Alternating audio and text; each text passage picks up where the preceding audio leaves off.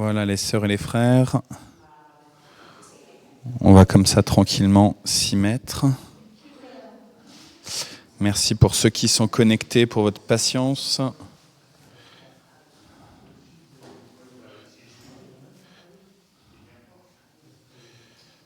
Voilà. On espère que vous êtes au chaud chez vous. Nous ici au temple, on est bien. Le Seigneur nous a comblés en nous permettant de rentrer. C'est ça, c'est agréable, hein ? Par rapport à chez toi, est-ce que tu as des nouvelles un petit peu des travaux ou toujours pas ?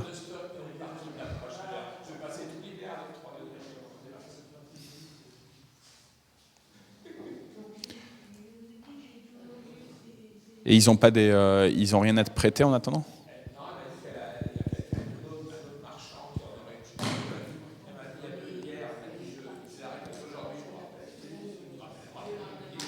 Il faut relancer. Ça, je trouve, c'est le plus dur, tu vois, avec les artisans, où en fait, ils ont tellement de choses.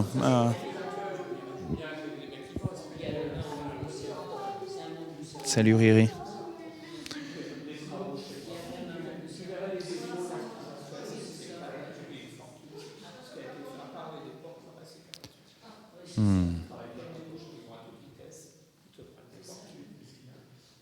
Riri, il est content, en tout cas, tu vois.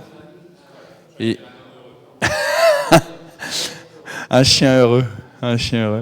J'ai vu tout à l'heure, tu lui as dit tu te réchauffes, il s'était mis à côté du radiateur là-bas, il était tout bien, il y avait son maître à côté qui était là, il était avec le radiateur, son maître, avec les uns les autres, les frères et les sœurs, ils se disent c'est bon, je suis au bon endroit.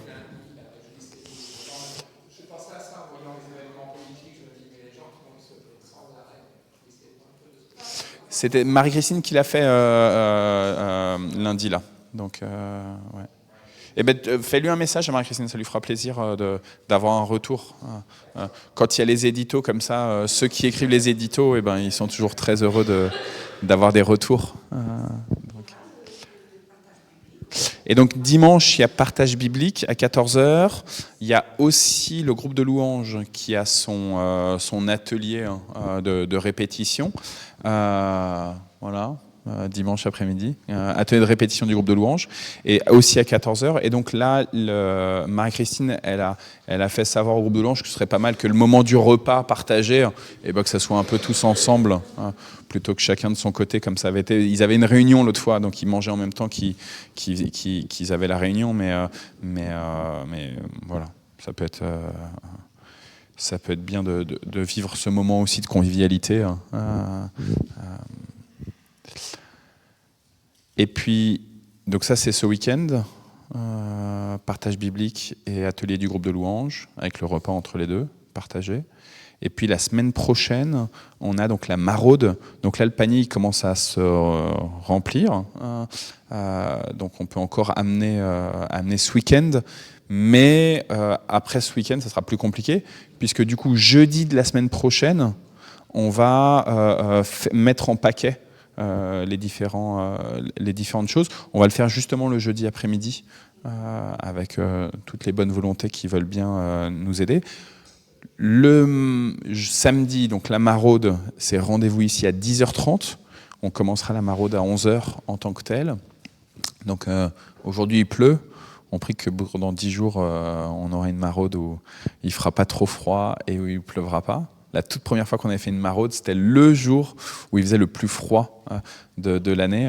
Ça avait été dur pour les guitaristes. Je me souviens, Samuel, c'était pas Thibaut qui avait joué. Et Samuel, il n'arrêtait pas de casser les cordes de la guitare, tellement il faisait froid. Il a dû changer, je crois, 4 ou 5 cordes le temps de la maraude, donc 1h30 de trajet. Donc voilà. Et puis le lendemain, on a le culte dit fête de l'Avent, culte participatif. Il faut encore que je mette les affiches, là je les ai imprimées mais je les ai pas encore installées. Donc avec tous ceux qui veulent offrir quelque chose pour ce culte. C'est un culte fait de briques et de broc, mais on bénit le Seigneur de ce qu'il permet à ce que chacun se sente assez audacieux, qui peut amener une offrande comme ça par une prestation, une danse, un chant, un morceau de musique, un conte, etc. Et puis après, il y a un repas partagé, le 15. Et ensuite, le 24 décembre, on a un culte pour la vigile de Noël à 19h. En général, c'est un culte qui est quand même très suivi. Il y a beaucoup de frères et de sœurs qui viennent en fait rarement à l'église, sauf pour le 24. Et donc du coup, en général, c'est assez plein. Donc si vous avez besoin de vous garer, il faut venir tôt. Et puis le lendemain, pour le 25 décembre, culte de Noël, suivi d'un repas, mais cette fois-ci sur inscription. C'est pas un repas partagé comme on fait le jeudi ou comme on fera le 15. Là, c'est un repas où Isabelle et moi, on prépare l'ensemble du repas. Et donc, du coup, on a besoin absolument de savoir combien de personnes exactement qui vient. On peut éventuellement accepter une personne comme ça en dernier, qui est venue au culte de Noël et en dernière minute, mais on essaye vraiment d'être au juste prix, parce que, enfin au juste, à la juste nombre de personnes, parce qu'en fait on essaie de faire vraiment un beau repas de Noël. Donc voilà. Je vous propose de prier. C'est une joie d'être là pour ce. Et il y a Michel qui me demandait des nouvelles de Bertrand. Donc Bertrand m'a fait un message tout à l'heure en me disant qu'il avait des visites d'élèves. Il a des élèves qui sont en stage en ce moment. Et donc, en général, quand ils partent en stage, il y a déjà une première visite pour se mettre en accord avec le tuteur du stage. Et à la fin du stage, il y a toujours une deuxième visite pour voir comment le stage s'est passé. Et donc là, il a des visites à Magnanville ce matin. Donc il m'a dit de bien vous saluer les uns les autres. Et voilà. Seigneur, nous venons dans ce temple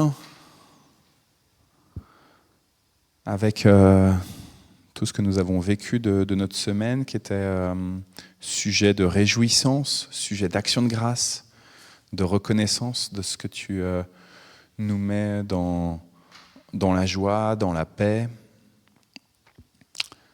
mais aussi tout ce qu'il y a de plus compliqué à gérer, de tout ce qui nous semble prendre des heures et des heures et des heures, et qui est éreintant.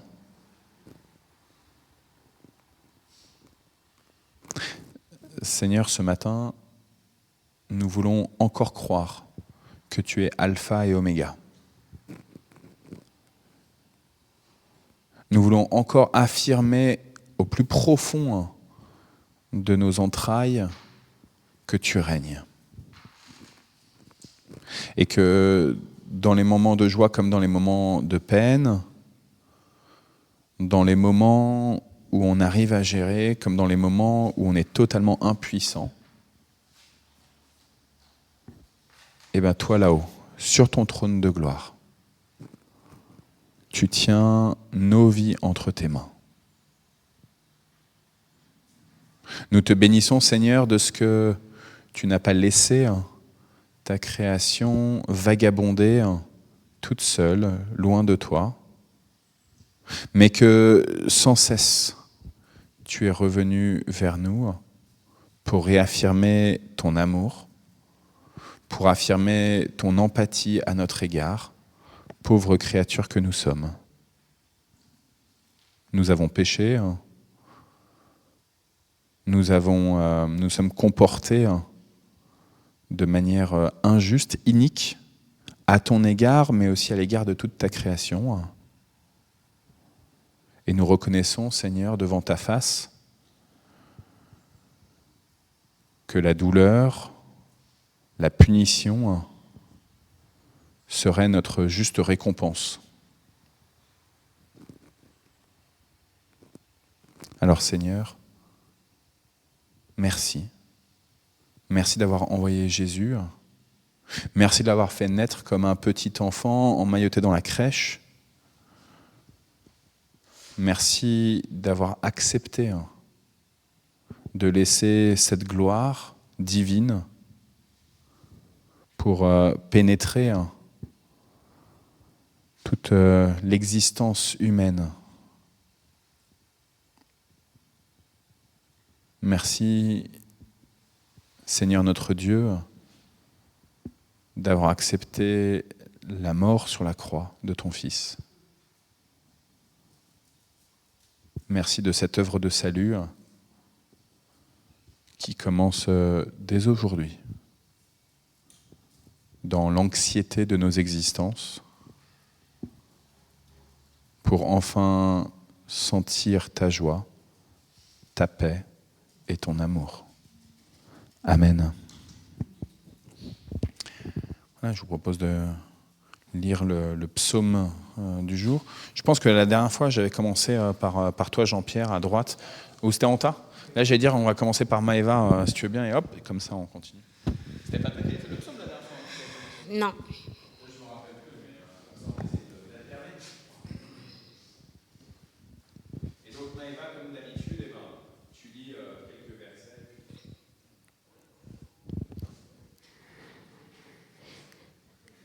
Psaume appartenant au recueil d'Asaph. Dieu ne t'accorde aucun repos, ne garde pas le silence, ne reste pas inactif. Voici, tes ennemis s'agitent, ceux qui te haïssent ont relevé la tête. Ils trament au complot, comme ceux qui t'appartiennent, se concertent comme tes protégés. Allons, disent-ils, faisons disparaître comme peuple, qu'on ne se souvienne plus de nom d'Israël. Ils se consultent, ils sont tous d'accord pour conclure un pacte contre toi. Ce sont les gens d'Édom et d'Ismaël, ceux de Moab, d'Agar et de Gabal. Les Ammonites et les Amalécites, les Philistins et ainsi les gens de Tyr.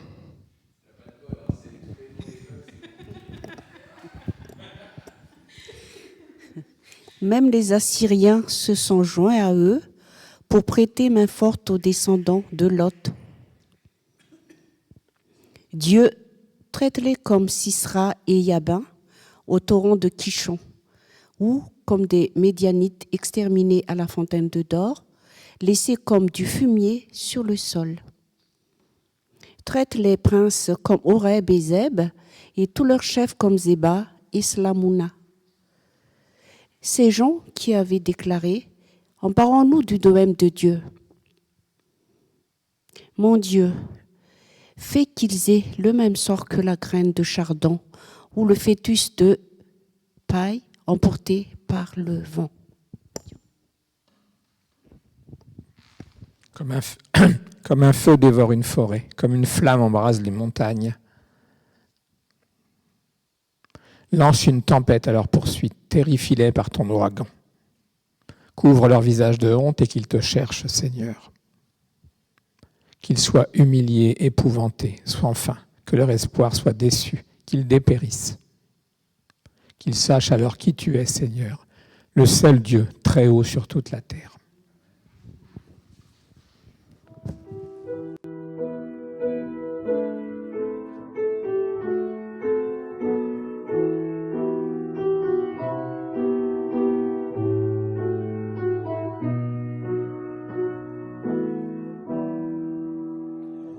Comme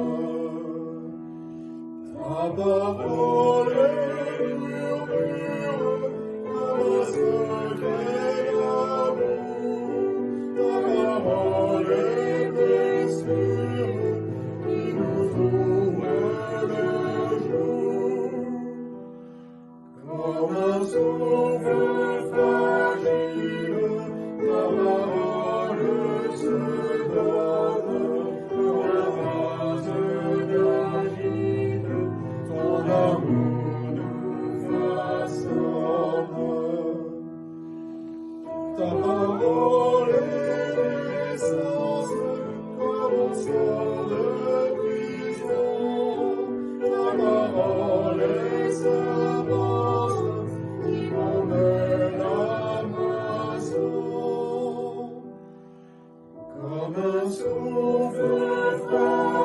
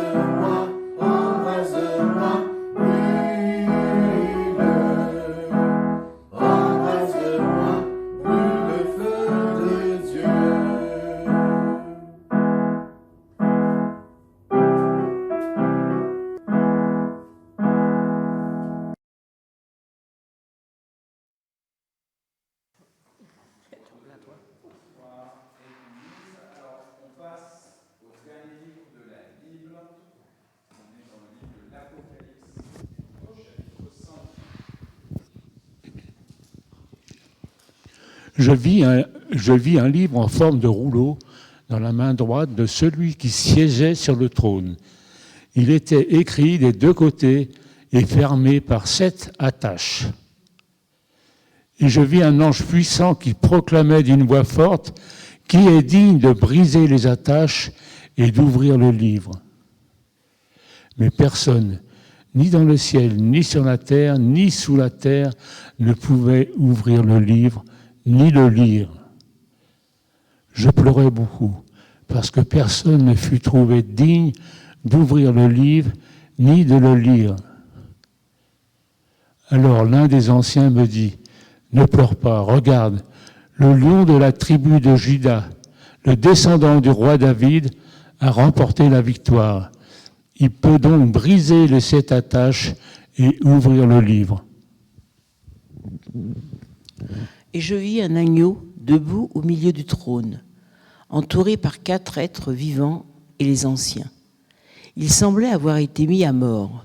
Il avait 7 cornes, ainsi que 7 yeux, qui sont les 7 esprits de Dieu envoyés par toute la terre. L'agneau s'avança et prit le livre de la main droite de celui qui siégeait sur le trône. Aussitôt, les 4 êtres vivants et les 24 anciens s'agenouillèrent devant l'agneau. Chacun d'eux avait une harpe et des coupes d'or pleines d'encens, qui sont les prières de ceux qui appartiennent à Dieu. Ils chantaient un chant nouveau. « Tu es digne de prendre le livre et d'en briser les attaches, car tu as été mis à mort, et en donnant ta vie, tu as racheté pour Dieu des gens de toute tribu, de toute langue, de tout peuple et de tout pays. »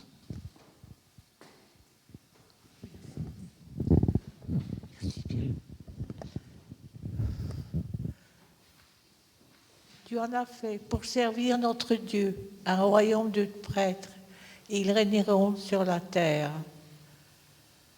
Je regardais encore et j'entendis la voix d'une multitude d'anges.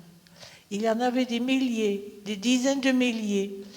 Ils se tenaient autour du trône, des êtres vivants et des anciens. Et ils chantaient d'une voix forte. L'agneau qui a été mis à mort est digne de recevoir la puissance, la richesse, la sagesse et la force, l'honneur, la gloire et la louange.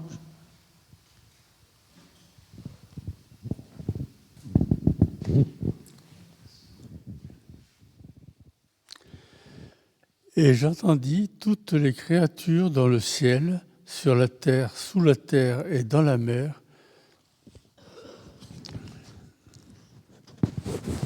Oui, toutes les créatures qui disaient à celui qui est assis sur le trône et à l'agneau soit la louange, l'honneur, la gloire, la puissance pour toujours et toujours.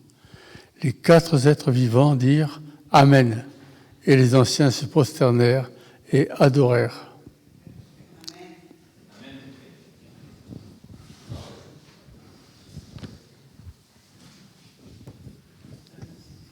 Amen. On a de la chance, hein. On tombe sur des bons textes. Hein. Ça, dans l'Apocalypse, il y a quand même des textes qui sont très compliqués. Hein. Mais là, celui-ci, je trouve qu'il fait tellement de bien. Et pourtant, le début du texte là de Apocalypse 5, Jean, il reçoit cette vision, il a cet homme, ce vieillard qui est sur le trône, on sait que c'est Dieu le Père dans cette vision-là, il a ce rouleau où il voit bien dans le rouleau que c'est écrit sur l'extérieur et que du coup c'est aussi écrit à l'intérieur, il dit c'est écrit sur les 2 faces, il y a c'est lié ce rouleau, on ne peut pas l'ouvrir comme ça tel quel, et puis du coup il demande qui est-ce qui est capable d'ouvrir ce rouleau. Il y a cette voix là d'un ange puissant qui dit qui est capable d'ouvrir ce rouleau, et personne ne répond. Silence radio. Donc je commence en disant, c'est super, là, on est sur ce texte-là de Apocalypse 5, parce qu'on vient de tout entendre, les 14 versets, et à la fin, c'est la louange, ça explose, c'est la gloire. Mais là, au début, quand cet archange, cet ange plein de puissance, d'autorité, demande qui peut ouvrir ce rouleau, silence radio. Personne ne répond. Et ça a une conséquence très directe sur le visionnaire, sur Jean, sur son île de Patmos, dans son lieu isolé dans lequel il est, dans sa solitude, dans sa vieillesse, dans le sentiment que malgré le fait qu'il est en train de vivre une vision extraordinaire, eh ben pour l'instant, Christ n'est pas revenu. Il n'a pas rétabli le royaume. Et c'est le silence. Et la conséquence directe, et Jean, il ose le dire, il pleure. Il pleure. Je trouve que c'est important cette notion-là de silence et de pleurs de la part de Jean, parce que, je ne sais pas vous, mais moi c'est souvent que j'ai du mal à me dire il faut nous montrer en vulnérabilité. Donc pourtant je le fais régulièrement. Est-ce que je saisis la prédication comme un lieu de thérapie psychanalytique avec vous? Peut-être, j'en sais rien. Mais c'est difficile en fait d'oser se mettre en vulnérabilité et de dire là, ça me fait un tel... ça provoque un émoi en moi. Ça provoque une crainte, une peur, une affliction, une colère. Comment est-ce que j'accepte de reconnaître que face à la réalité que personne ne soit en capacité d'amener le salut, eh ben, ça provoque en moi des larmes. Dimanche dernier, le pasteur Samuel Amedro, il nous a parlé en fait de la question de la sensibilité. Et que dans notre monde aujourd'hui, on est des êtres assez insensibles. On se dit, à quoi bon? Moi, je peux pas. À l'autre bout du monde, à quoi bon? À l'autre bout de l'Europe, à quoi bon? Je peux pas. À l'autre bout de ma rue, à quoi bon? Je peux pas. Je peux pas sauver l'humanité. Et c'est exactement ce que Jean, là, il est en train de vivre. En fait, il n'y a personne qui peut ouvrir ce rouleau.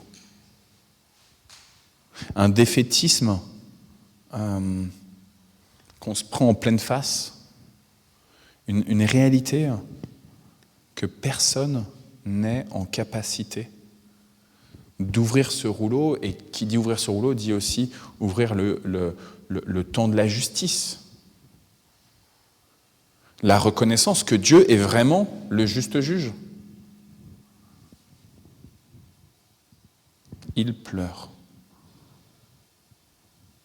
Est-ce que, alors que hier il y a eu à l'Assemblée nationale le renversement du gouvernement, alors que trop souvent quand on a les élections, on attend d'avoir des messies, je veux dire, on se moque des chrétiens allemands. Je vais remettre ce radiateur. En fait, régulièrement, il bug ce radiateur et il s'est éteint. Non, mais tu vois, il s'éteint tout seul. Donc, je le remets. Et en fait, on se moque souvent des chrétiens allemands en disant, ouais, on ne comprend pas qu'ils ont cherché en Hitler un sauveur.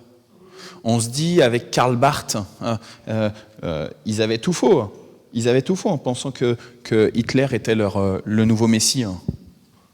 Mais en fait, ils étaient juste à chercher quelqu'un qui va rétablir de la justice. Ils avaient un sentiment profond d'injustice, d'avoir été maltraités, humiliés. Et trop souvent, quand on est maltraité, humilié, rejeté, là je viens de me lire la lettre d'ATD Carmonde, la lettre mensuelle, là. Mais quand on est dans des situations de grande précarité, eh ben, on aspire à ce que quelqu'un vienne nous sortir de cette galère dans laquelle on est, dans cette absence de reconnaissance de la part des autres, dans ce rejet constant. Sauf que là, personne n'est en capacité d'ouvrir le rouleau de justice. Personne. Et il pleure. Pourtant, Jean, je veux dire, il croit en Jésus. Pourtant, Jean, il a la foi. et il a commencé à recevoir cette vision. Pourtant, Jean, il a écrit, si on considère que c'est le même qui a écrit l'Évangile et les Épîtres, ce qui est moi ma position. Et ben, en tout cas, c'est quelqu'un de fidèle. Mais là, il est là et il est ému aux larmes. Et évidemment que ça rappelle quand Jésus lui-même, il est ému aux larmes quand, par exemple, son ami Lazare, il est mort. Ou quand il est ému dans ses tripes, quand le jeune homme riche, il n'est pas en capacité de laisser tous les biens pour le suivre. C'est la même mort, en fait. La mort de Lazare ou la mort de ce jeune homme riche qui est en incapacité de sortir de son idolâtrie de l'argent, de l'emprise que l'argent a sur lui. C'est la même mort. En tout cas, c'est les mêmes rouages qu'il y a derrière. Les mêmes rouages. Je pense qu'il faut que je baisse un tout petit peu le son, ça fait un écho, non? Ça va? C'est pas trop désagréable? Et il pleure. Et puis c'est beau, là, d'un seul coup, cet agneau qui vient, debout, au milieu du trône, nous dit le texte. Il y avait un vieillard sur le trône. Et là, il y a un agneau au milieu du trône. Et cet agneau, il est entouré des 4 anciens. Cet agneau, il n'est pas très beau, hein. Le texte nous dit, il semblait avoir été mis à mort. Il semblait avoir été, dans d'autres versions, on nous dit décapité. Donc concrètement, il n'a pas l'air en bon état. Il a, souvent quand on prend les images apocalyptiques, chez Daniel ou là dans l'Apocalypse, il y a des monstruosités. Là, l'agneau, nous souvent on représente Christ comme un beau petit agneau, mais là l'agneau, le texte nous dit, il a 7 cornes, 7 yeux, c'est les 7 esprits envoyés par Dieu sur toute la terre. Si on voit un agneau avec 7 cornes et 7 yeux, a priori, on ne va pas se dire, ouais, et en plus qui a l'air comme mis à mort, on ne va pas se dire, oh le petit agneau tout mignon qu'on va mettre dans la petite crèche à côté du sapin. Le petit agneau, les petits moutons qu'on va mettre avec les bergers pour marcher vers la crèche. Hein. Non, là, c'est un agneau, je suis désolé, mais c'est dégueulasse, quoi. Il est horrible, cet agneau. Pourquoi il est horrible? Parce qu'il porte tout le péché du monde, en fait.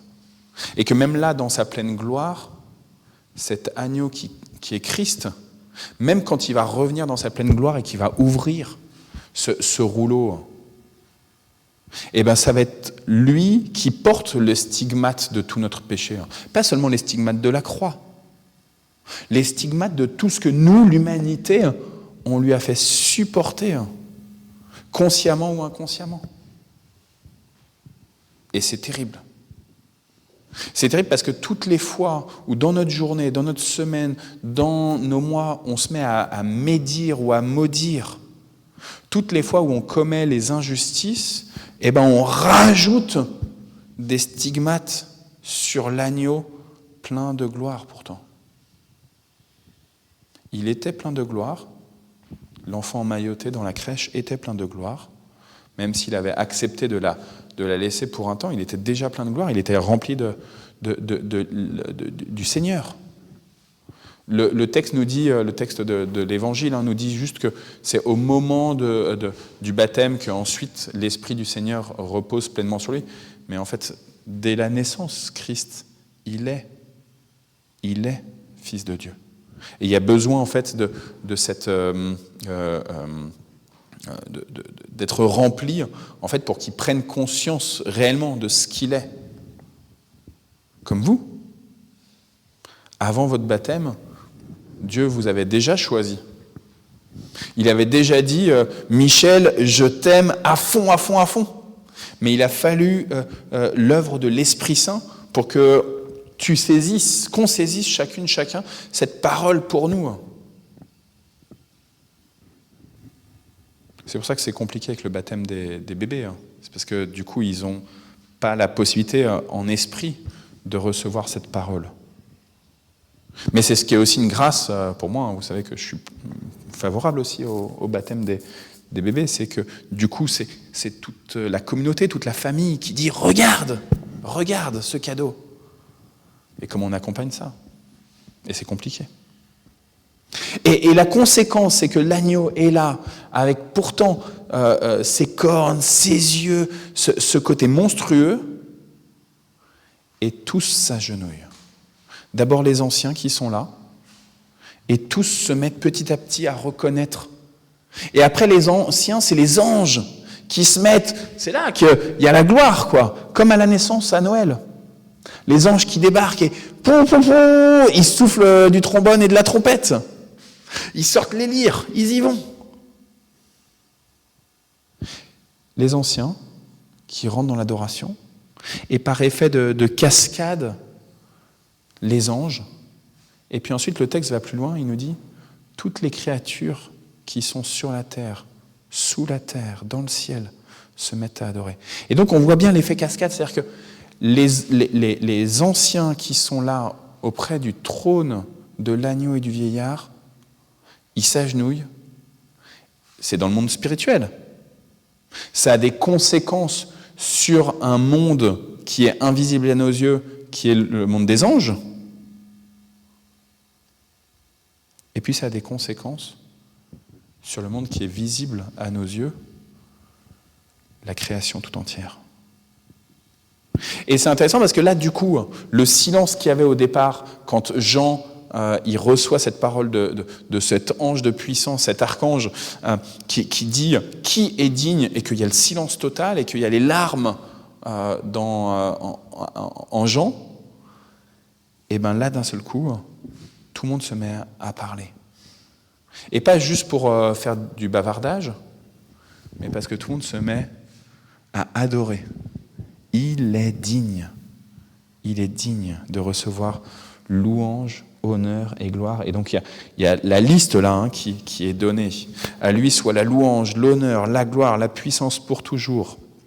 Avant c'était l'agneau qui a été mis à mort est digne de recevoir la puissance, la richesse, la sagesse, la force, l'honneur, la gloire, la louange. Ça n'arrête pas, ça n'arrête pas. Toutes les créatures se mettent à chanter et à proclamer la sainteté, la seigneurie de cet agneau.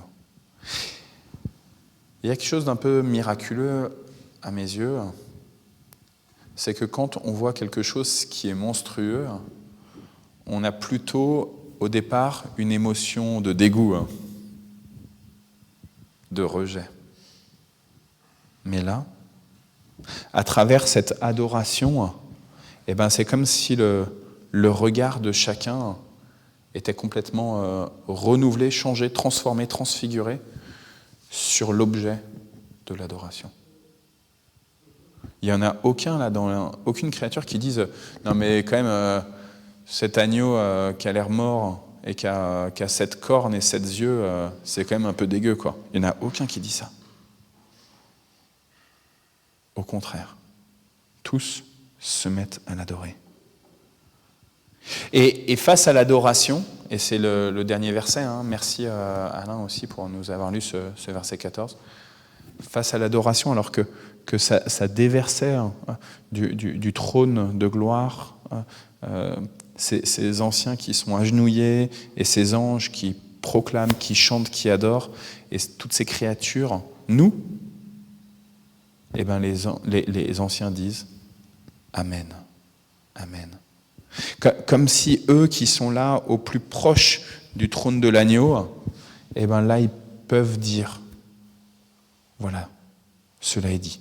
La messe est dite, diraient nos frères et sœurs catholiques. La messe est dite. Ça y est. Toute la création, toutes les créatures reconnaissent l'autorité, la puissance, les honneurs pour Christ, pour cet agneau. Est-ce que ça veut dire que toute la création, elle va aller vers la vie, qu'elle va avoir la vie éternelle? On n'en est pas là encore. Là, on est juste au moment où le rouleau, il arrive et il va être ouvert petit à petit. Il y aura le moment où il y aura le jugement. Mais déjà là, toutes les créatures vont adorer le Seigneur. Ça, pour moi, c'est un grand sujet de réjouissance. De me dire que même des gens qui, avec Charlie Hebdo, là, disent « Allez, on va faire un grand concours de blasphème sur Dieu !» Parce qu'on veut se souvenir qu'il y a 10 ans, il y a eu les attentats de Charlie Hebdo en janvier 2015. Et donc là, pour janvier 2025, on lance un grand concours à blasphémons. Allons-y avec des jolis dessins.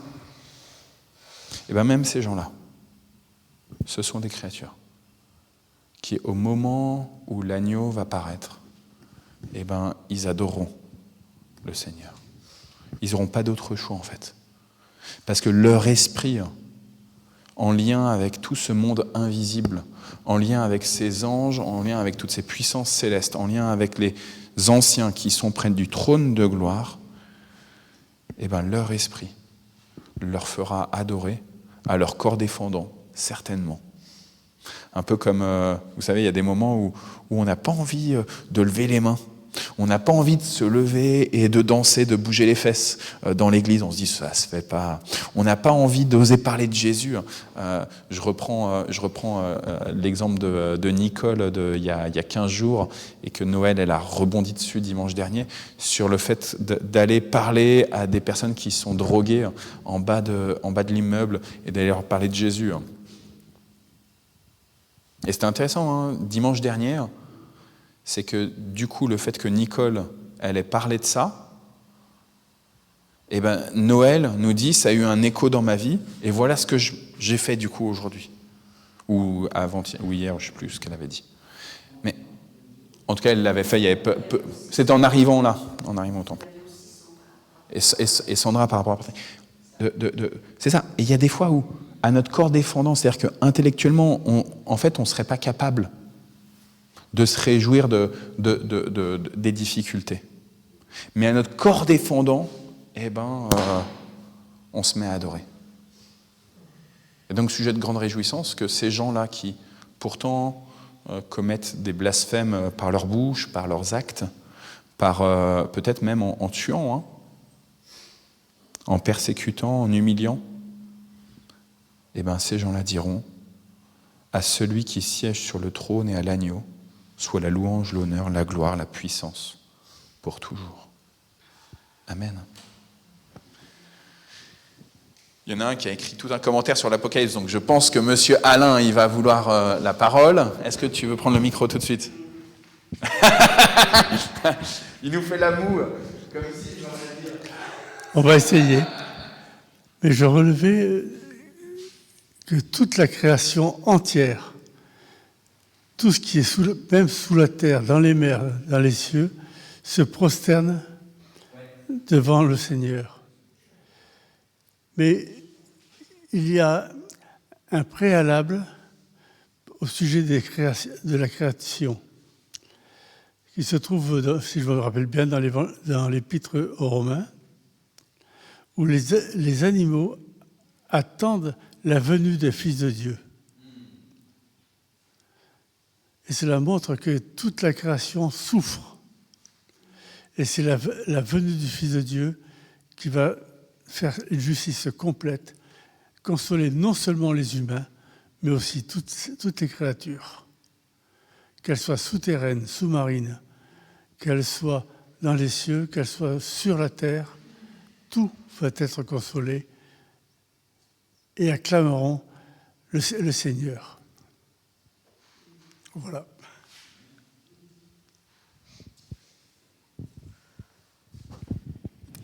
Donc, Romains chapitre 8, nous savons en effet que maintenant encore la création entière gémit et souffre comme une femme qui accouche. Elle le fait, la création, en solidarité avec nous. Car ce n'est pas seulement la création qui souffre, nous qui avons déjà l'Esprit Saint comme première part des dons que Dieu a promis, nous gémissons aussi intérieurement en attendant que Dieu fasse de nous ses enfants et qu'il délivre nos corps de leur souffrance. C'est intéressant, nous gémissons aussi intérieurement. Vous voyez, les pleurs dont je parlais tout à l'heure, c'est du même ressort et c'est à notre corps défendant en fait. Il y a des fois où vous vous mettez à pleurer et vous dites « Non, mais il ne faut pas que je pleure, il ne faut pas que je pleure. » Mais c'est plus fort que vous. J'ai plein de choses à dire, je vais essayer d'être bref. moi, contrairement à toi, je me réjouis que les hommes n'aient pas la possibilité d'ouvrir le livre, parce que ça nous met à notre place. Et Jésus a dit lui-même, sans moi, vous ne pouvez rien faire. Et je rapproche ça de ce qui se passe en ce moment. Je vais vous dire des choses un peu personnelles. Depuis que je suis converti, je fais confiance à Dieu pour une certaine stabilité dans le monde. Je voyais les USA comme une espèce de garant de la stabilité du monde. Aujourd'hui, je ne suis pas sûr du tout. Quand je vois les nominations de Trump, c'est effrayant, quoi. Il prend n'importe qui pour gouverner ce pays-là. Et puis quand je vois ce qui se passe chez nous, avant que ça arrive, j'étais vraiment, j'y pense, je dormais plus, je me disais mais c'est pas possible, où est-ce qu'on va aller? Et puis finalement, quand c'est arrivé, je me suis dit après tout, c'est pas plus mal comme ça. Au moins, je n'aurai que sur Dieu. Je n'ai que sur Dieu, sur qui m'appuyer. Les hommes, mon ex-meilleur ami Jean-Paul, qui était un homme qui débordait d'amour pour ses frères et sœurs et pour les perdus, c'est un grand évangéliste, il me répétait toujours ce verset qui disait qu'il ne faut pas s'appuyer sur les hommes. Il m'a dit, si je faisais ça, longtemps, je me serais éloigné de Dieu. Voilà, raison de plus quand c'est difficile. Encore une petite chose, tu parlais des chrétiens allemands. Je me pose en ce moment, quand on voit tous ces bouleversements, je me dis, mais comment réagissaient les chrétiens pendant la guerre? Bon, il y a l'homme que tu as cité, il y a Bonhoeffer, et il y a les chrétiens du Chambon-sur-Lignon. En France, c'est tout ce qu'on connaît. Je ne sais pas du tout comment les chrétiens ont réagi devant tellement d'horreurs, etc. Encore une petite chose, ce n'est pas vraiment dans le sujet, mais tu parlais ici du blasphème. Dans mon petit éphéméride, il citait Bertrand Russell, sa mère lui avait offert une Bible. Mais ce qu'ils oublient de dire, c'est que cet homme-là, il a écrit un livre qui s'appelle « Pourquoi je ne suis pas chrétien ». C'était mon livre de chevet avant ma conversion. « Pourquoi je ne suis pas chrétien ». Et vous voyez, j'étais un blasphémateur aussi. Et pas vraiment, pas ça, mais ennemi de Dieu plutôt. Et pourtant, je suis venu au Seigneur. Donc voilà, ce qu'on est comme humain compte pas pour le Seigneur, quoi. Voilà.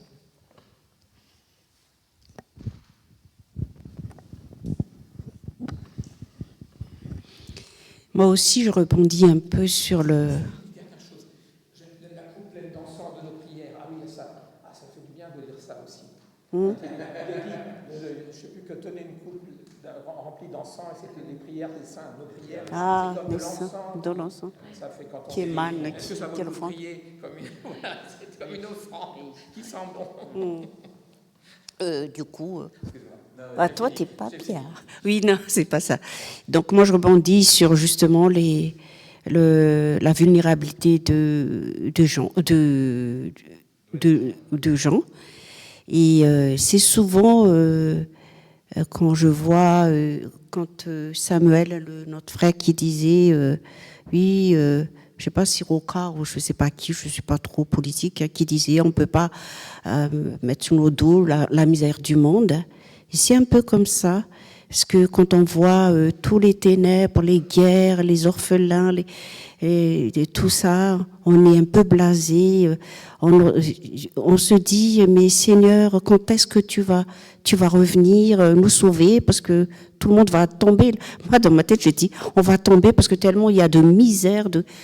Et c'est pour ça que des fois, j'évite de regarder les infos et tout, tellement que je me mis à pleurer et tout ça. Et je reviens un peu sur David dans Psaume. Souvent, il se lamente comme ça. Seigneur, quand tu nous as abandonnés ou quoi, là, viens nous sauver. Et des fois aussi, il fait la gloire du Seigneur, il loue le Seigneur ou quoi.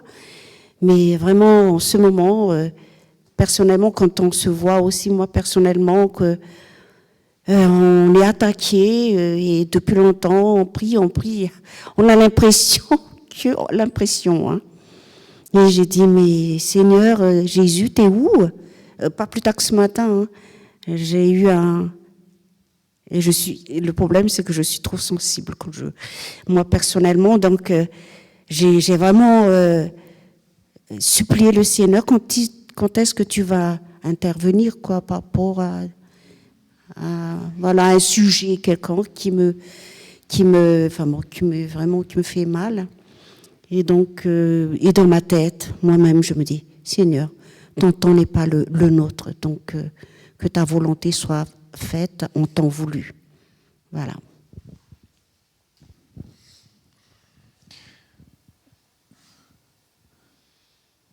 Je pense que si Dieu, il a envoyé Christ sur la terre, c'est parce que le monde, il a besoin du salut. si le monde n'avait pas besoin de salut, s'il pouvait compter que sur ses propres forces, il n'y aurait pas eu besoin que le Messie vienne, en fait. Il n'y aurait pas eu besoin que le Messie vienne. Et si Christ est venu, si Jésus est venu sur la terre, c'est parce que profondément, dans la nature même du monde, on a besoin d'un sauveur. Et tant qu'on n'a pas conscience qu'on a besoin d'un sauveur, qu'on pense qu'on se suffit à soi-même, ou alors on entend beaucoup ce discours humaniste qui dit que à tous ensemble on va faire du mieux. Donc un discours qui se veut non égoïste, en disant ok, c'est pas moi qui vais tout faire, mais avec toute la communauté, c'est bon, on va y arriver avec toute la communauté humaine. Mais en fait, même ce discours-là, il rejette le fait d'avoir besoin du sauveur extérieur. Et quand on se met à espérer dans tel parti politique, dans telle idéologie, dans tel humain, évidemment c'est pareil, c'est les mêmes ressorts aussi, et ben à ce moment-là, on oublie qu'on a besoin du seul qui est capable de nous sauver, à savoir Dieu lui-même, quoi. À savoir Dieu lui-même. C'est pour ça qu'il y a autant de faux prophètes, qu'il y a autant d'églises et de pasteurs qui et c'est ce qui est le plus dur, c'est que des fois, et c'est pour ça qu'il faut aussi être critique, c'est ce que je vous disais la semaine dernière avec Jude, mais être capable aussi, vous en tant que chrétiennes et chrétiens, de discerner, et alors de demander à Dieu, mais est-ce que là, dans le discours qui est le nôtre, est-ce que c'est juste ou pas juste ? Il y a pas longtemps, il y a un frère que j'aime énormément, qui est beau, qui dans sa foi, dans son œuvre, etc. C'est vraiment quelqu'un que j'admire. Sérieusement, j'admire ce frère-là.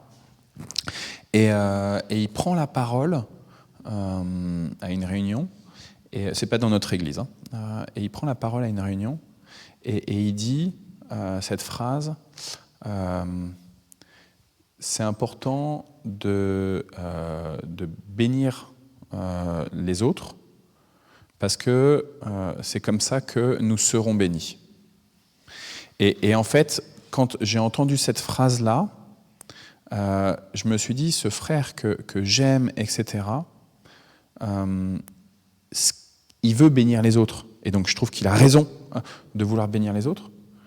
Mais l'argument qu'il donne de faire un lien de causalité, cause-conséquence de « si vous bénissez, alors vous serez bénis », eh ben, je me suis dit, là, il bug. Et en fait, je bénis le Seigneur de m'avoir donné juste ce point d'alerte, de me dire « gloire à Dieu, il veut bénir, il veut répandre la bonne nouvelle, il veut aimer les autres, il ne veut pas garder pour lui, etc. » Gloire à Dieu pour ça.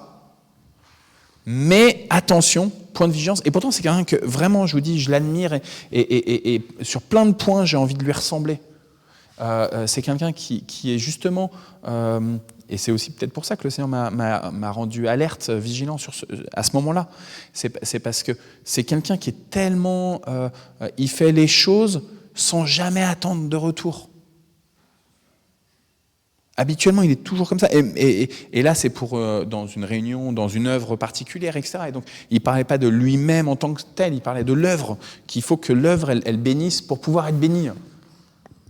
Mais vous voyez, je me suis dit, waouh, il veut offrir comme ça, sans attendre de retour, sauf que finalement, là, il attend une bénédiction à cause de sa propre bénédiction. Et je me suis dit, il y a un truc... Vous voyez, on parle de la théologie de la prospérité, qui est cette idée que si vous amenez des sous à l'église, alors vous serez bénis. Et donc, plus vous serez bénis, plus vous pourrez amener des sous à l'église. Je vais vite. Merci, je schématise. Merci de me donner les mots, Jean-Pierre. Mais en gros, c'est ça. En fait, c'est le même discours. Et donc, je pense que c'est bien de bénir l'Église, c'est bien de bénir le monde, c'est bien là, avec la maraude, c'est bien d'amener pour les SDF, etc. Mais comment est-ce que, finalement, le discours, il ne va pas, à un moment donné, à cause de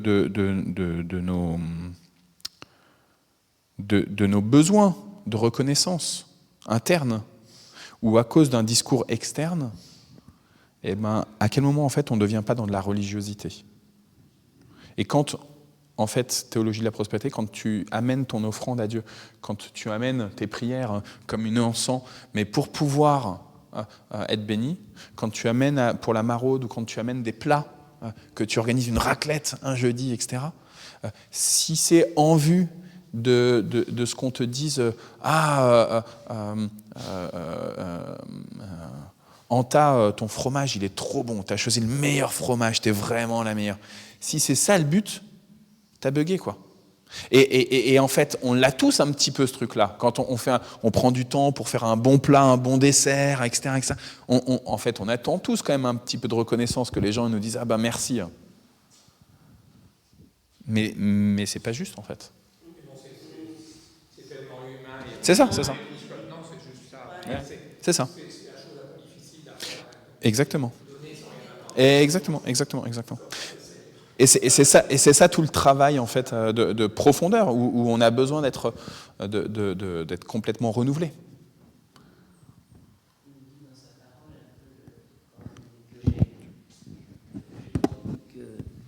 Que je ne sois pas riche pour pouvoir mettre tout en disant yeah, je suis bien, je peux faire ça, ou alors trop pauvre pour des fois, justement, le Seigneur, on voit bien quoi, qu'avec l'argent, avec ce qu'on a, c'est sûr qu'on peut tomber parce qu'on n'en a pas, on peut tomber parce qu'on en a trop, et c'est important, quoi, toujours de remettre les biens avec, à sa juste. Il n'y a pas de mal d'être riche, il n'y a pas de mal d'être il nous demande surtout dans l'Église d'être, quand on est chrétien, d'avoir ce partage, quoi.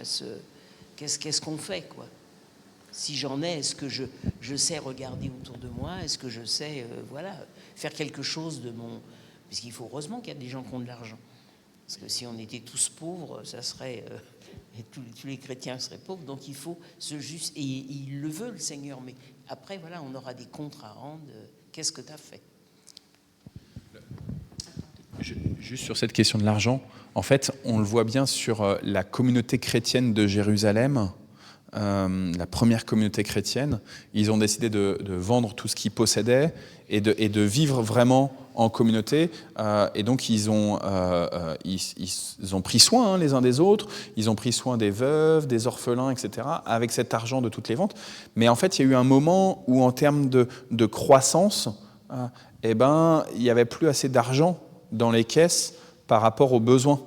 C'est-à-dire qu'elle avait connu une assez forte croissance, cette communauté, avec beaucoup de gens justement en situation de précarité. Et donc, il y en a qui ont vendu leur terrain, mais il y en a, en fait, ils n'avaient pas de terrain à vendre. Et donc, en fait, petit à petit, on s'est retrouvé avec une communauté où les besoins étaient trop importants par rapport aux finances. Et donc, comment on a fait ? Heureusement, en fait, que Paul, par exemple, dans ses voyages missionnaires, il faisait des quêtes auprès des différentes communautés pour pouvoir bénir la communauté de Jérusalem, parce qu'elle était vraiment en situation difficile. Et du coup, de la communauté qui est là, qui est rayonnante et qui prend soin des pauvres, etc., elle était devenue une communauté de gens qui sont dans un sale état. Et du coup, ça donnait un mauvais témoignage, en fait. Ça donnait un mauvais témoignage. On disait, les pauvres là-bas, c'est eux les chrétiens, là, hop. Et ils étaient à nouveau rejetés à cause de ça. C'est intéressant de constater ça. Moi, c'est surtout quand il y a ce qu'on dit, l'argent fait le bonheur. Oui, on a besoin d'argent pour contribuer, c'est une contribution. Mais je parle de la chrétienté, par exemple. Si on n'a pas d'argent, on a besoin d'argent, ça je n'en disconviens pas, mais on fait autrement. Rien que de prendre soin des uns des autres, ça fait partie aussi de la chrétienté. Tu donnes autrement. C'est-à-dire, quand je suis pas venue, ça m'a vraiment touchée. Et il y a une quinzaine de jours, il y a certaines personnes qui m'ont appelé. Anta, t'es malade et tout. Ça m'a fait plaisir. Rien que des choses comme ça, pas matérielles, mais on prend soin des uns des autres. C'est pas pour autant qu'on n'a pas besoin d'argent, hein, ceci étant dit. Hein. J'ai pas dit ça. Ouais, ça, c'est que, en fait, déjà prendre soin des autres, c'est à l'amour que vous aurez les uns pour les autres que tous reconnaîtront que vous êtes mes disciples. C'est-à-dire que prends soin de ton frère. Attends pas que le pasteur te dise il faut appeler Maëva, hein, elle va pas bien en fait. Appelle Maëva de toi-même, quoi. Appelle, je sais pas, n'importe. Si le Seigneur il t'a mis en contact, après il faut pas non plus tomber dans je dois absolument appeler tous les paroissiens, etc. Tu vois. Non, il y a des personnes avec qui tu as plus de relations qu'avec d'autres, etc. Et en fait, des fois on se lamente. Dernièrement, quelqu'un a dit telle sœur de l'église, il n'y a que telle personne qui l'appelle. Mais en fait, c'est déjà génial. Et en même temps, c'est une alerte pour aussi les autres pour être plus vigilant sur qui on appelle. Ça va vite de tomber dans la routine où moi, des fois, je me dis j'ai le temps d'écouter des podcasts ou de regarder des séries, mais je ne prends pas le temps d'appeler. Ça va pas, ça. Est-ce que quand j'étends mon linge, je peux pas faire un coup de téléphone plutôt qu'écouter un podcast? Je priorise. Hein. Et après, en même temps, il faut être disponible et puis il faut aussi du temps pour soi aussi. Et donc, voilà. Est-ce que quelqu'un voulait encore rajouter autre chose sur Apocalypse 5 ou sur... Non ? On va parler de la Syrie. Dimanche 1er décembre, premier dimanche de l'Avent, la ville d'Alep est tombée entre les mains de groupes djihadistes qui s'opposent au régime syrien. Le coup de force a été réalisé par le groupe djihadiste Hayat Tahrir al-Sham, soutenu par la Turquie. Lançant une offensive surprise, il a pris au gouvernement le contrôle en quelques jours d'une cinquantaine de localités, et notamment la majeure partie de la ville d'Alep. Deuxième ville du pays, exactement. Les 20 000 chrétiens de la ville, ils étaient plus de 100 000 en 2011, sont encore marqués par la première bataille d'Alep, lieu d'intenses affrontements armés entre les groupes rebelles et pro-gouvernementaux pendant 4 ans, 2012-2016. C'était l'époque de Daesh. Donc là, on n'est plus à l'époque exactement de Daesh. Et là, les rebelles, c'est pas Daesh. D'accord ? Eux, ils sont très contre Daesh, ceux qui viennent de prendre Alep. Quand l'offensive a débuté mercredi dernier, des chrétiens se sont joints aux milliers de Syriens qui ont quitté la ville. Une source sur le terrain explique « Comme personne ne sait ce qu'il se passera après la prise d'Alep, certains chrétiens tentent toujours de fuir. D'autres sont vaincus que rester est la meilleure option, comme ils l'ont fait il y a 13 ans, lorsque la guerre en Syrie a commencé. Beaucoup d'églises ont maintenu leur service du premier dimanche de l'Avent, malgré des rangs plus clairsemés. Une église a préféré tenir culte dans le sous-sol de son bâtiment. De son côté, le groupe HTS a assuré que les habitants d'Alep n'avaient rien à craindre. Donc le groupe là qui a pris Alep. Leur agenda islamiste n'est cependant pas de bon augure. Voilà. En fait, pour l'instant, ils ont dit qu'ils laissaient les chrétiens, ce groupe-là. Mais évidemment, c'est quand même un groupe islamiste. Et donc, du coup, il y a quand même une grande crainte. Voilà. Est-ce qu'il y a d'autres sujets de prière en dehors de la Syrie et les chrétiennes et chrétiens persécutés? Je ne peux pas vous embêter, j'ai beaucoup parlé déjà. Tous les matins, j'ai mon petit calendrier. Donc aujourd'hui, il y avait le psaume 50. « Invoque-moi au jour de la détresse, je te délivrerai, tu me glorifieras. » Et Ésaïe 65. « Avant qu'il crie, je répondrai, et pendant qu'il parle, j'exaucerai. » Donc on en revient à la prière. Derrière, il y a une petite histoire, comme il y a souvent. Souvent, je me dis, ils exagèrent quand même. Là, c'était une dame qui était toute seule dans sa caravane, et le chien des voisins, qui n'avait jamais quitté sa niche, il est venu passer la nuit avec elle. Je dis, vous abusez, vous avez inventé, ça n'existe pas. Et à la fin de ça, il citait Hébreux 4,16. Et je voulais parler de l'humour de Dieu. Hébreux 4,16, c'est ce que je commence toujours mes prières du matin, comme ça, par Hébreux 4,16. Et je peux vous le dire donc par cœur. Approchez-vous avec assurance du trône de gloire pour trouver grâce, obtenir miséricorde et être secouru dans vos besoins. Donc voilà. Donc j'ai trouvé ça, voilà, moi qui étais en train de dire, mais non, on raconte, puis paf, voilà, Hébreux 4:16. Et puis comme c'est une histoire de chien, et ben, à mon avis, ça voulait dire quelque chose sur Eri aussi, en fait.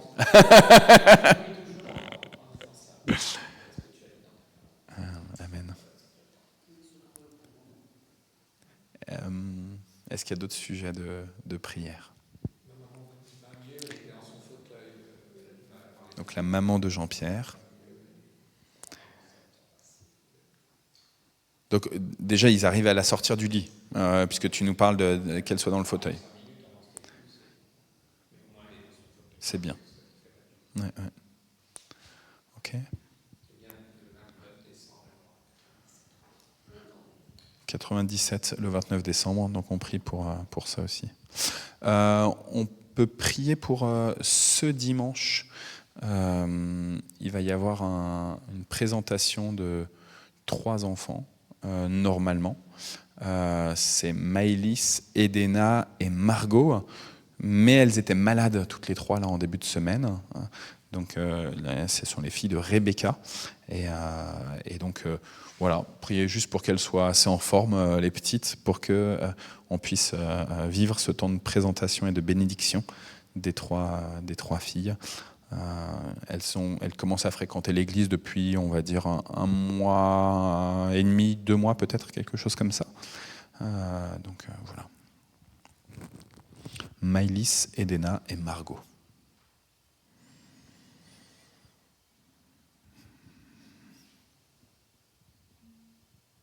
Moi, je veux bénir le Seigneur. Mes garçons étaient malades en début de semaine, justement.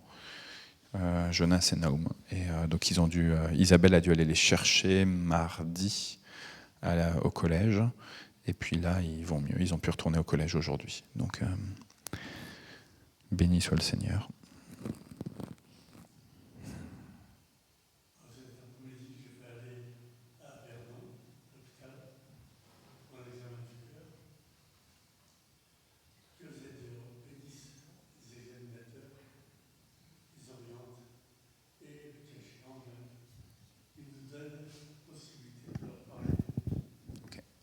Donc le rendez-vous à l'hôpital d'Alain cet après-midi à Vernon.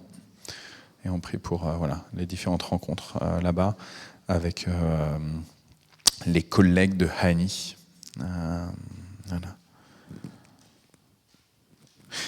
Moi, je veux bien aussi je vous parle juste, il y a 3 semaines à peu près, un jeudi, j'étais parti faire une visite d'une dame qui est une ancienne paroissienne d'ici, qui est déjà venue, mais plutôt rarement, et qui a un cancer qui est quand même très, très, très, très avancé.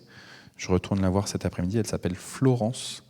Donc si on peut prier pour Florence. La semaine dernière, elle était à l'hôpital toute la semaine. Voilà.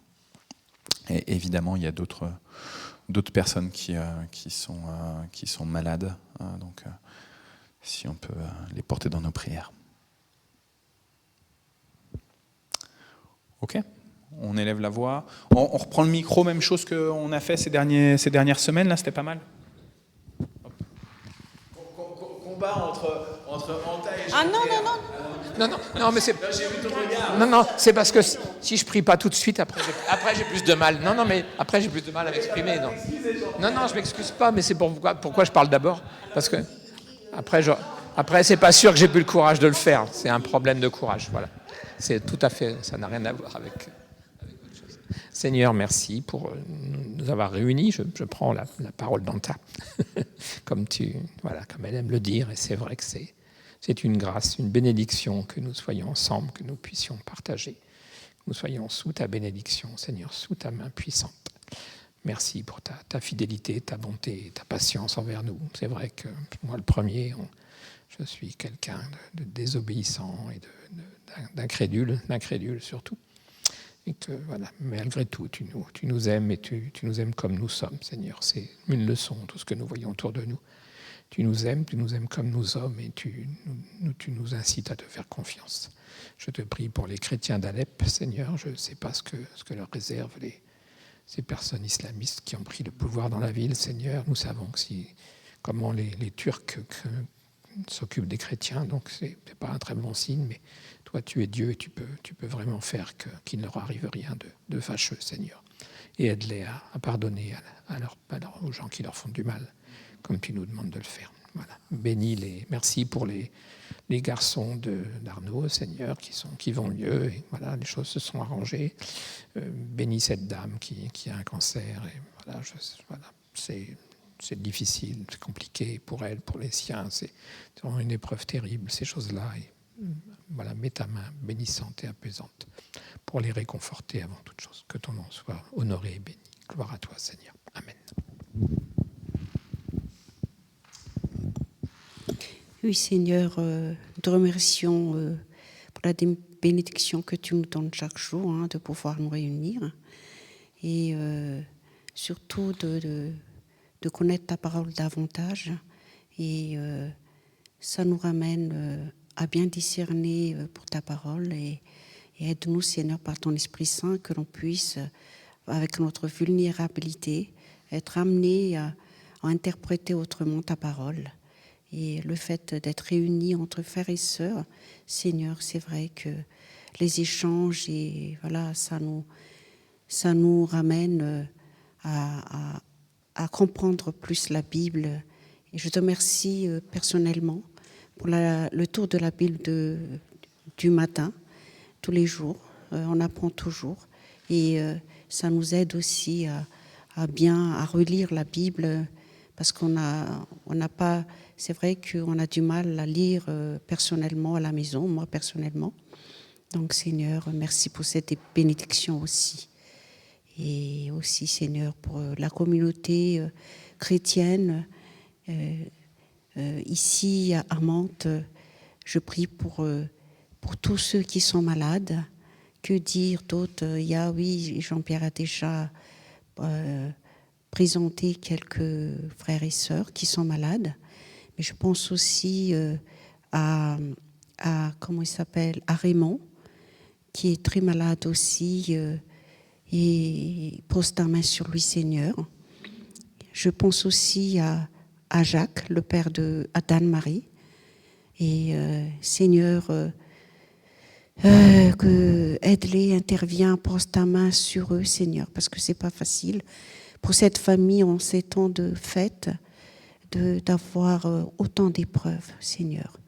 Bénis Thomas et Anne-Marie. Je prie aussi pour d'autres frères et sœurs qui sont malades. Je reviens pour les petits, les enfants qui sont tellement vulnérables aussi. Pour Aditya, pour Mathéo, pour Adam, pour Nieko et d'autres enfants encore, Seigneur. Et aussi, Seigneur, leur entourage, leur mère, qui sont à leur chevet à chaque fois, Seigneur, qui sont angoissés au quotidien. Fortifie-les, Seigneur. Je prie aussi pour la famille Dumont.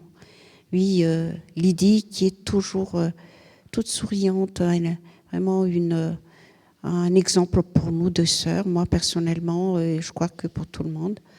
Et ce sourire malgré ce qui lui arrive. Je prie aussi pour Nicole, qui est toujours, qui fait des témoignages, oui Seigneur, qui nous incite, qui nous, voilà, à faire d'autres pas aussi pour aller vers les gens qui sont là il y a la maraude, il y a les gens qui sont dans la rue. Aide-nous en nous rappelant de ce que disait Nicole. Aide-nous, Seigneur, à parler, à ne pas juste donner, voilà, les cadeaux, mais juste aussi de pouvoir, même en 2 mots, même citer ton nom juste, comme disait Noël, est-ce que je peux prier pour vous? Et j'espère, Seigneur, pouvoir faire ça pendant la maraude, le 14. Et aussi, dans la globalité, aide-nous à discerner ta parole, Seigneur, dans la globalité, par notre comportement, comment nous comporter, par ce que nous disons, pour la parole, de bien discerner, pour ne pas être amené à douter, parce que beaucoup de doutes en ce moment de vulnérabilité, avec tous les ténèbres où nous vivons, Seigneur, aussi. Donne-nous ton Esprit Saint tous les jours au quotidien. On a besoin de de ton Esprit Saint pour nous aider, pour nous guider, Seigneur. Et aussi, que ton règne vienne. Jésus, viens, sauve-nous et dans ces ténèbres. À toi seul la gloire et le règne, la gloire et la puissance. Amen.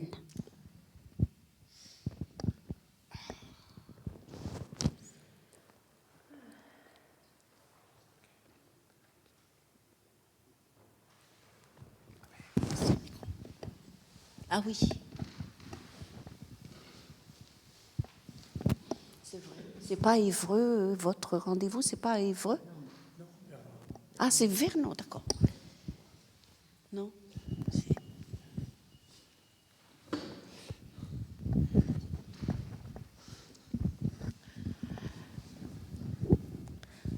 Oui, Seigneur, merci pour ta parole. Merci, Seigneur, parce que dès que nous l'ouvrons, que nous la lisons, que nous la méditons, Seigneur, tu as toujours quelque chose à nous dire. Seigneur, merci, oui, pour cela.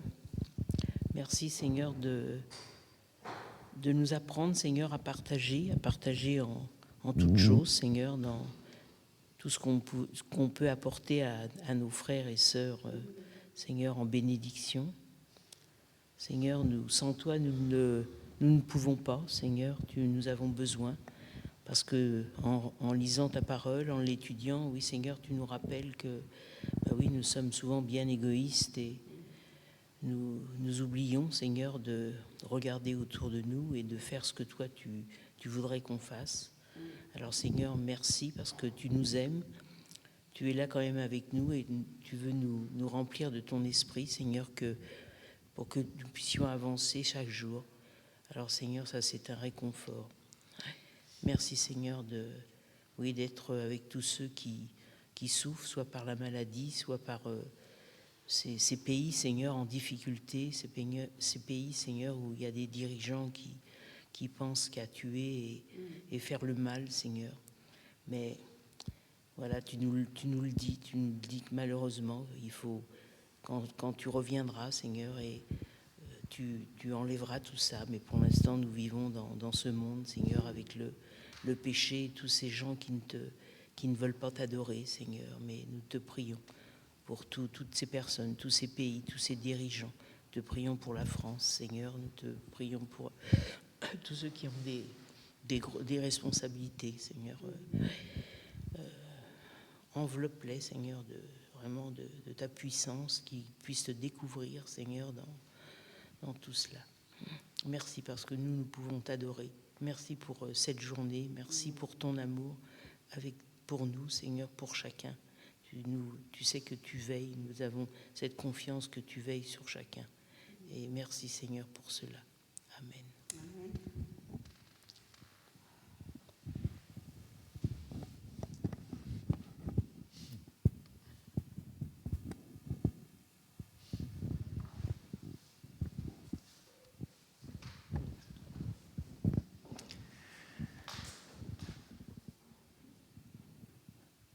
Seigneur, alors que on peut être gonflé d'orgueil, alors qu'on peut croire que on a la toute-puissance pour réussir à sortir des problématiques qui sont les nôtres. Toi, tu nous mets des échardes dans nos chairs. Nous te bénissons, Seigneur, pour ces échardes.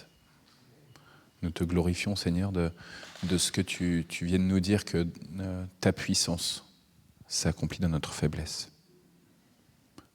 Nous te bénissons, Seigneur, pour tout ce qui nous empêche de nous passer de toi. Nous te bénissons, Seigneur, des épreuves qui apparaissent dans notre quotidien et qui nous obligent à chercher le salut de manière très concrète, à chercher des solutions de manière très visible en toi, Seigneur. Seigneur, on veut te prier pour tous ceux qui pensent qu'ils ils peuvent réussir par leur propre force, par leur propre intelligence, par leur propre recherche, par leur propre argent, par leur propre connaissance, relation. Et on te supplie, Seigneur, telle une offrande d'encens, hein, on te supplie, Seigneur, de leur pardonner leur éloignement de toi, leurs péchés. On te supplie pour les frères et les sœurs de la communauté qui pensent que leurs problématiques sont pas assez importantes pour toi, à tes yeux, qui préfèrent croire que sans faire appel à toi et à ton Église, eh ben, ça ira aussi. Nous voulons te remettre les petits comme les grands problèmes. On veut te remettre ceux qui sont malades. Nous croyons que même pour un rhume, on peut invoquer ton nom, Seigneur. Donc alors qu'il y a des nez qui coulent autour de nous, dans notre entourage, eh ben on te demande, Seigneur, ta puissance. Merci, Seigneur, de ces nouvelles concernant la maman de Jean-Pierre, Seigneur. On te prie pour tous ceux qui sont alités, qui sont chargés par leur corps, chargés dans leur corps. On veut te remettre les anciens de notre Église et ceux de nos entourages, Seigneur. On veut te remettre Olivier. Et puis alors qu'il y a la manifestation dehors, là, eh ben on veut te remettre aussi tous ceux qui veulent revendiquer des droits, Seigneur. On veut te remettre les femmes et les hommes politiques, tous ceux qui s'engagent pour le bien de la cité. Seigneur, permets qu'ils puissent s'engager en ayant la conviction que c'est toi qui es capable du bien pour la cité. Seigneur, on veut te remettre tous les ministres et tout le gouvernement et les secrétaires d'État et tous ceux-là qui sont démis de leurs fonctions. On te confie ceux qui seront appelés. Seigneur, apparaît-leur, s'il te plaît. Amen.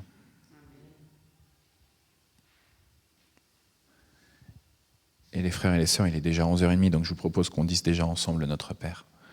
Notre Père qui es aux cieux, que ton nom soit sanctifié, que ton règne vienne, que ta volonté soit faite sur la terre comme au ciel. Donne-nous aujourd'hui notre pain de ce jour. Pardonne-nous nos offenses, comme nous pardonnons aussi à ceux qui nous ont offensés. Et ne nous laisse pas entrer en tentation, mais délivre-nous du mal, car c'est à toi qu'appartiennent le règne, la puissance et la gloire pour les siècles des siècles. Amen. Du coup, il est parti à son rendez-vous, c'est ça alors que le Seigneur vous bénisse et qu'il bénisse notre frère Alain sur la route. Que le Seigneur manifeste sa gloire, sa puissance, son honneur dans vos vies et à travers vous, dans ce monde. Amen. Bon jeudi à chacun.